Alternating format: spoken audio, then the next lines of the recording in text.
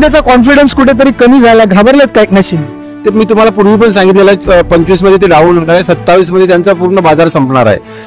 शिवसेनेचे मंत्री आता कुठेतरी ओम भट स्वाहा यज्ञ करतात, काय सांगा? ते तुम्ही त्या दिवशी पाहिलं ना टीव्हीवरती. आता कितीही त्यांनी अघोरी विद्या केली तरी ते होणार नाही. आता सरकारने लाडक्या बहिणीला आमिष दाखवलं, तिच्याकडनं मतं घेतलं आणि आता कुठेतरी महाराष्ट्र सरकारने त्यांना वाऱ्यावर सोडलं, काय सांगा? आमच्या बहिणींच्या ज्या भावनांशी खेळलेल्या आहेत, आमच्या बहिणीमध्ये फक्त मतांसाठी आमच्या हे असं झालं की वरती हांडी पडायला बहीण चढली आणि खालची थर जे आहेत ते बाजूला झाले. भावच गद्दार निघाले साहेब, भावच गद्दार निघाले साहेब. हे कार्यक्रम तुम्ही करता, हे आपलं 3रं वर्ष.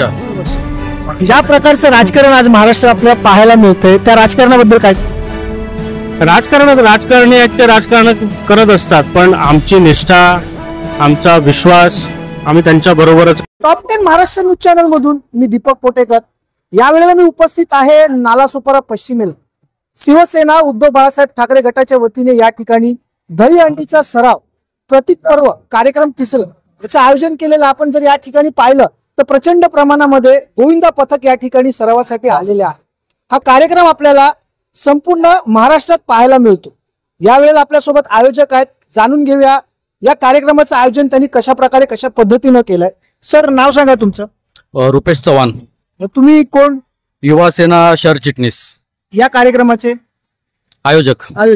किती वर्षापासून हे कार्यक्रम तुम्ही करता? हे आपलं 3रं वर्ष आहे. 3रं वर्ष आहे. कशा पद्धतीने हे कार्यक्रम होतं आणि या कार्यक्रमामागचा उद्देश काय? युवा सेना जिल्हा सचिव प्रतीक राजा जाधव यांच्या आयोजनाखाली, त्यांच्या मार्गदर्शन आणि ही संकल्पना त्यांचीच होती की प्रतीक पर्व या नावाखाली आपण काहीतरी सुरू करायचं. त्यांची इच्छा पहिली होती की आपण दहीहंडी करूया, पण दहीहंडीमध्ये कसं होतं की ज्या दिवशी सण आहे त्या दिवशी विविध पथकं वेगवेगळ्या ठिकाणी जात असतात. म्हणजे आमच्याच विभागातली पथकं हे वेगवेगळ्या ठिकाणी जातात, तर ते एकत्र आणण्याचं काम काय करायचं तर आपण त्याच्या अगोदर करू शकतो. त्याच्या अगोदर म्हणजे काय, सरावंडी, जी चोरंडी म्हणून बोलली जाते आपल्याला. आणि चोरंडीचं मेन कारण कसं, पथकाची जी काय त्यांची मेहनत असेल, जो काय सराव असेल तो कशा प्रकारे केला आहे हे जगासमोर दाखवण्यासाठी आणि त्यांचा कॉन्फिडन्स वाढवण्यासाठी ती पथकं येतात. जेणेकरून अशा ठिकाणी आपले कॉन्फिडन्स वाढेल, आपल्या चुका काय आहेत, समोरच्याकडून आपल्याला काय शिकता येईल, आपल्यामध्ये काय बदल, आणि जेव्हा सण असेल त्याच्या 10 दिवसांनी 15 जेव्हा सण आहे तेव्हा आपल्याला त्या चुका दुरुस्त करता येतात. त्या उद्देशाने आपण सराव शिबिर हे ठेवलेलं असतं आणि त्यामुळेच ती पथकं त्याच्यामध्ये सहभागी होतात. किती पथकं, साधारण किती पथकं आहेत? आता हे 3रं वर्ष आहे. आतापर्यंत नोंदणी तर 50 पथकांची झाली आहे. 50 पथकांच्या वरती आम्ही स्टॉप केलेला आहे, पण जसं येत आहेत तसं आपण त्यांचं सुरू घेतो. त्याच्यामध्ये महिलांची पथकं किती असतात? महिलांची आतापर्यंत 7 पथकांनी नोंदणी केलेली आहे. अतिशय सुंदर प्रकारे हा कार्यक्रम राबवलेला आहे शिवसेनेच्या वतीने. आपल्यासोबत प्रतीक जाधव देखील आहेत. प्रतीकजी, काय सांगाल या कार्यक्रमाच्या निमित्ताने तरुणांना काय संदेश द्याल? कारण अलीकडे वसईच्या 3 तरुणांनी आत्महत्या केलेली आहे. नाही, आत्महत्या करणं हा काय उपाय नसतोच.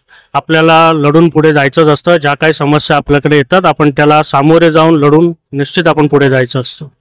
तर आत्महत्या करणं हा काय उपाय नाहीच. ज्या प्रकारचं राजकारण आज महाराष्ट्रात आपल्याला पाहायला मिळतंय त्या राजकारणाबद्दल काय? राजकारणी आहेत ते राजकारण करत असतात, पण आमची निष्ठा, आमचा विश्वास आम्ही त्यांच्या बरोबरच आहोत. आमची निष्ठा, आमचा विश्वास आम्ही त्यांच्या बरोबर. आपल्यासोबत शिवसेनेच्या महिला भगिनी आहेत. ताई, सध्याची महाराष्ट्रामध्ये लाडकी बहीण आली होती, ती आता कालच्या थराप्रमाणे ती गायब झालेली आहे, काय सांगाल? कारण कुठेतरी निवडणुकीच्या अगोदर सरकारने लाडक्या बहिणीला आमिष दाखवलं, तिच्याकडनं मतं घेतलं आणि आता कुठेतरी महाराष्ट्र सरकारने त्यांना वाऱ्यावर सोडलं, काय सांगाल? बघा, आपण आज आमच्या प्रतीक पर्वाचे, आमच्या दादाने जे आयोजन केलेलं आहे प्रतीक पर्वाचे, आमचं वर्ष 3रं आहे आणि आपण त्याच्यासाठी जमलेलो आहोत. आता जसं आम्ही प्रगतीच्या थरावर, तुम्ही बघताय की थरचे थर लागतायत आणि दहीहंडीचं तुम्हाला महत्व त्याच्यातून कळतंय की आपल्याला एखाद्या यशावर शिखरावर पोहोचायचंय.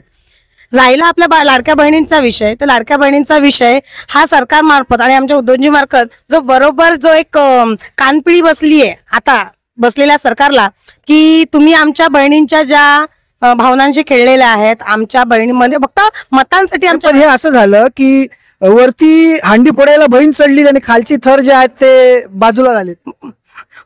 भावच गद्दार निघाले साहेब, आम्ही काय करणार? आमचे भाव गद्दार निघाले तेव्हा. म्हणजे बहिणींनी विश्वास ठेवला पण भाव गद्दार. हो, आमच्या काही भगिनींनी विश्वास ठेवला आणि आता आमच्या भगिनींना समजून आलेला आहे की पाया मजबूत असल्याशिवाय शिखर गाठता येत नाही, म्हणून आमच्या उद्धवजींचा पाया मजबूत आहे. आणि आता तो पाया एक प्रकारे जर आपण पाहिलं तर येणाऱ्या काळामध्ये महानगरपालिकेच्या निवडणुका आहेत, शिवसेनेला गड जिंकणं कठीण आहे, काय सांगा? असं तुम्हाला कोण बोलला शिवसेनेला गड जिंकणं कठीण आहे? एक माणूस दाखवा, आमचा एकनिष्ठ शिवसैनिक दाखवा. मी सांगते, फळी फुटली, नेते गेले, उपनेते गेले, फळी गेली, आमचा एकनिष्ठ शिवसैनिक कुठे गेलेला आहे? आमचा मतदार तसाच साबूत आहे. आणि ते आमचे जे संघटक आहेत ते तुम्हाला चांगल्या प्रकारे अजून सांगू शकतात की आमचा मतदार नाही गेलेला आहे. आमचा मतदार आमचा शिवसेनेचा, आमच्या साहेबांच्या, आमच्या उद्धवजींच्याच पाठीशी आहे. खरं आहे, एक सत्य त्यांनी सांगितलेलं आहे. जरी खासदार आमदार शिवसेनेला सोडून गेले असतील तरी जो निष्ठावंत शिवसैनिक आहे तो आपल्याला शिवसेनेतच पाहायला मिळतो. त्याचाच हा एक प्रतीक आहे. हे प्रतीक पर्व आहे आणि त्याचा एक प्रतीक देखील आहे. आपल्यासोबत यावेळेला शिवसेनेचे फायरब्रँड नेते जन्या मामा आहेत. मामा, भ्रष्टाचाराची हंडी कधी फोडणार वसई विराज? भ्रष्टाचाराची हंडी लवकरच फुटणार आहे. आता फक्त त्याचं आता ओपनिंग झालेलं आहे, पण भ्रष्टाचाराची हंडी लवकरच फुटणार आहे. अनिल पवारला पकडला, पण अनिल पवारचा आका दादा भुसे असं म्हटलं जात. आता ती ईडीचा इन्क्वायरी ईडीचे ऑफिसर नक्कीच करणार, कारण जे काही 41 बिल्डिंगच्या माध्यमातून जी काही इन्क्वायरी चालू आहे ते आयुक्तापर्यंत गेलेत आणि त्याच्या पुढे त्याचे बडे नेते असतील त्याच्यापर्यंत ईडी पोहोचणार नक्कीच. एकनाथ शिंदेचा कॉन्फिडन्स कुठेतरी कमी झाला, घाबरलेत का एकनाथ शिंदे? ते मी तुम्हाला पूर्वी पण सांगितलेलं, 25 मध्ये ते डाऊन होणार आहे, 27 मध्ये त्यांचा पूर्ण बाजार संपणार आहे. 27 पर्यंत ते राहणारच नाही आणि त्यांचं जी शिवसेना त्यांनी जी चोरलेली आहे ते पुन्हा उद्धव साहेबाच्या.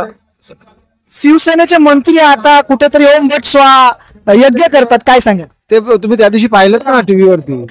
आता कितीही त्यांनी अगोरी विद्या केली तरी ते होणार नाही. आता वेळ निघून गेलेले आहे आणि एकनाथ शिंदेचे स्टार संपलेले आहेत. 27 मध्ये त्यांचा बाजार पूर्ण उठणार आहे. जन्या मामांनी मोठं भाकीत केलेलं आहे की एकनाथ शिंदे यांची काळ संपलेली आहे, वेळ संपलेली आहे. आपण जर पाहिलं तर इथे प्रतीक पर्वाला आपल्याला प्रचंड गर्दी पाहायला मिळते. या ठिकाणी आपण जर पाहिलं तर प्रचंड शिवसैनिक या कार्यक्रमाला उपस्थित आहे.